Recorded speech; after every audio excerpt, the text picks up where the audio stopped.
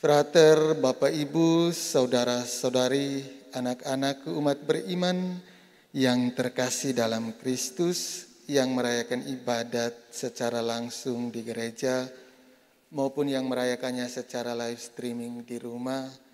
Selamat pagi untuk kita semua. Apa kabar semua? Puji Tuhan. Masih sehat? Masih berani ya? Puji Tuhan. Dalam kisah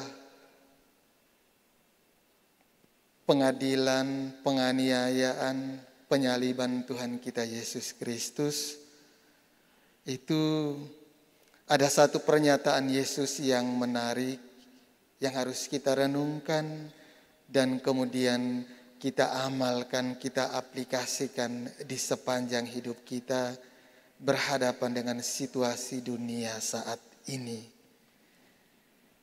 Jawab Yesus kepada Pilatus dalam dialog tadi, "Kerajaanku bukan dari dunia ini. Jika kerajaanku dari dunia ini, pasti hamba-hambaku sudah melawan supaya aku jangan diserahkan kepada orang Yahudi. Akan tetapi kerajaanku bukan dari sini."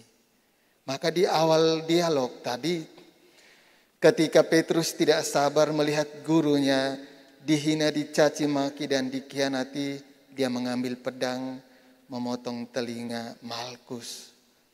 Telinganya putus.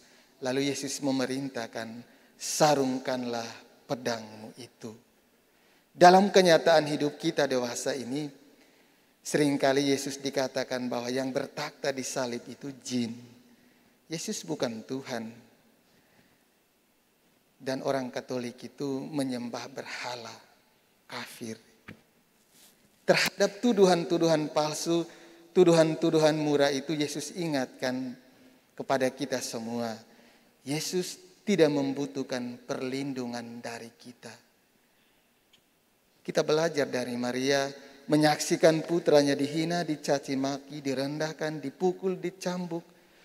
Maria hanya memandangnya dalam kebisuan dan keheningan. Maria tahu bahwa putranya punya kekuatan untuk melewati itu semua.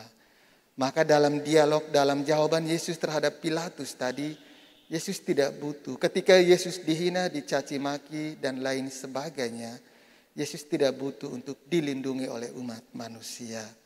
Itu semua isu fitnah yang beredar, yang meremehkan dan melecehkan Tuhan, itu adalah isu provokatif yang mau mengadu domba kita. Sebagai orang Katolik, Yesus menghimbau kepada kita, Yesus tidak butuh dilindungi.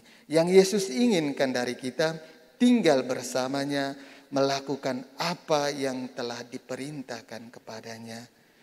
Berdoalah bagi mereka yang menganiaya dan menyiksa kita, ampunilah mereka. Dan tugas kita sebagai orang Katolik bukan untuk menghukum dan menghakimi mereka yang menghina Yesus. Tugas kita adalah melakukan dan mengamalkan firman-Nya. Sekali lagi, Tuhan tidak butuh untuk dilindungi, tetapi Tuhan butuh dari masing-masing kita setia, rendah hati dan taat mengamalkan perintah-Nya.